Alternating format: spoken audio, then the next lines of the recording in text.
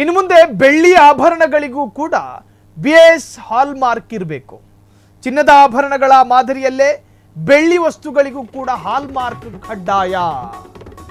ಬೆಳ್ಳಿ ಆಭರಣ ಹಾಲ್ ಮಾರ್ಕ್ ಇದ್ರೆ ಮಾತ್ರ ಖರೀದಿ. ಇನ್ನು ಮುಂದೆ ಅದರ ಗುಣಮಟ್ಟದ ಒಂದು ಸ್ಟ್ಯಾಂಡರ್ಡ್ ಸೂಚಕ ಅದು. ಇತ್ತೀಚೆಗೆ ಬೆಳ್ಳಿ ಆಭರಣಗಳ ಗುಣಮಟ್ಟದ ವಿಚಾರದಲ್ಲಿ ಭಾರಿ ಮೋಸಗಳಾಗ್ತಾ ಇದೆ. ಕೇಂದ್ರ ಸರ್ಕಾರದಿಂದ ಸದ್ದಿಲ್ಲದೆ ಹಾಲ್ ಮಾರ್ಕ್ ಜಾರಿಯಾಗಿದೆ.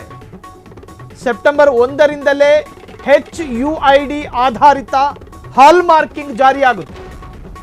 ಬೆಳ್ಳಿ ಆಭರಣದ ಗುಣಮಟ್ಟ ಯಾವ ದಿನ ಹಾಲ್ ಮಾರ್ಕ್, ಟೆಸ್ಟಿಂಗ್ ಕೇಂದ್ರದ ವಿವರ, ಜ್ಯುವೆಲರಿ ಮಾಲೀಕನ ನೋಂದಣಿ ನಂಬರ್, ಈ ಅಂಶಗಳನ್ನು BIS ಕೇರ್ ಅಪ್ಲಿಕೇಶನ್ನಲ್ಲಿ ಪರಿಶೀಲಿಸಬಹುದು.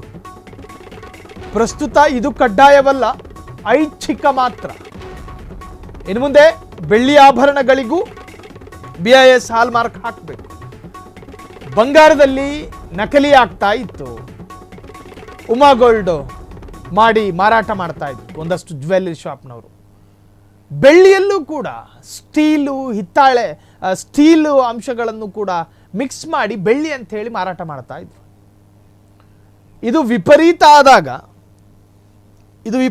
ಆದಾಗ ಇದಕ್ಕೊಂದು ಕಡಿವಾಣ ಹಾಕಬೇಕು ಅಂತ ಹೇಳಿ ಕೇಂದ್ರ ಸರ್ಕಾರ ಸದ್ದೇ ಇಲ್ಲದಲೇ ಈ ಒಂದು ನಿರ್ಧಾರಕ್ಕೆ ಬಂದಿದೆ. ಇನ್ನು ಅಧಿಕೃತವಾಗಿ ಜಾರಿಯಾಗಿದೆಯೋ ಏನೋ, ಆದರೆ ಇದು ಕಡ್ಡಾಯ ಅಲ್ಲ, ಐಚ್ಛಿಕ ಮಾತ್ರ ಎಂದು ತಿಳಿದು ಬಂದಿದೆ. ಕಡ್ಡಾಯ ಆಗಬಹುದು ಮುಂದಕ್ಕೆ, ಕಾರಣ ವಿಪರೀತ ಆದಾಗ ಅದಕ್ಕೆ ಕಡಿವಾಣ ಹಾಕಬೇಕಾಗಿ ಬರುತ್ತೆ. ಟೆಸ್ಟಿಂಗ್ ಕೇಂದ್ರದ ವಿವರ, ಜ್ಯುವೆಲ್ಲರಿ ಮಾಲೀಕನ ನೋಂದಣಿ ನಂಬರು. ಬೆಳ್ಳಿಗೂ ಮಿಕ್ಸ್ ಮಾಡಿ ಮಾರ್ತಿದ್ರಂತೆ. ನೋಡಿ, ಹತ್ತಿರದ ಹಳೆ ನೋಟನ್ನು ಬ್ಯಾನ್ ಮಾಡ್ತು ಸರ್ಕಾರ. ಕಾರಣ ಈ ಕೋಟಾ ನೋಟ್ ಮಾಡೋರು 10 ರೂಪಾಯಿ ನೋಟನ್ನು ಈಸಿಯಾಗಿ ಮಾಡ್ತಾ ಇದ್ರಂತೆ. ಹಾಗಾಗಿ ಕೋಟಾ ನೋಟಿಗೆ ಕಡಿವಾಣ ಹಾಕಬೇಕು ಅಂಥೇಳಿ 10ರ ಹಳೆಯ ನೋಟನ್ನು ನಿಷೇಧ ಮಾಡಲಾಯಿತು.